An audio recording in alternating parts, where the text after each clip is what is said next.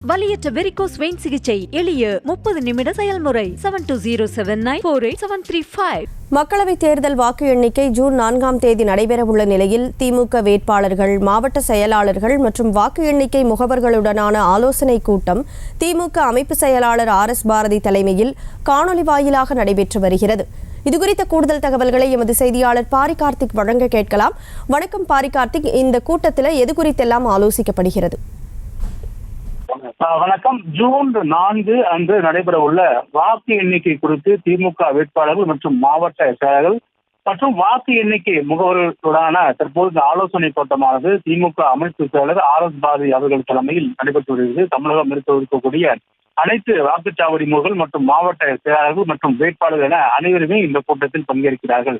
வருகின்ற 4ஆம் தேதி நடைபெற இருக்கின்ற இந்த வாக்கு எண்ணிக்கை திமுக சார்பில் மிகவும் கவனமாக வேலை பார்க்க வேண்டும் என்றும் பல்வேறு விஷயங்கள் கொடுத்தும் அவர்களுக்கு வாதிக்கப்படுகிறது. மேலும் அந்த வேட்பாளர்கள் மற்றும் வாக்குச்சாவடி முகவர்கள் எந்த வகையிலெல்லாம் பணியாற்ற வேண்டும் என்றும், குறிப்பாக தேர்தல் எண்ணிக்கை நடைபெறும் அந்த முகாமில் எந்த அளவுக்கு அவர்கள் பணியாற்ற வேண்டும் என கூறப்படுகிறது. மேலும் இருக்கக்கூடிய இந்த வாக்குச்சாவடி முகவர்களே புதிய முகவர்கள் நிறைய பேர் இருக்கக்கூடும். எனவே அவர்களுக்கான அந்த பயிற்சியும் தற்போது வழங்கப்பட இருக்கிறது.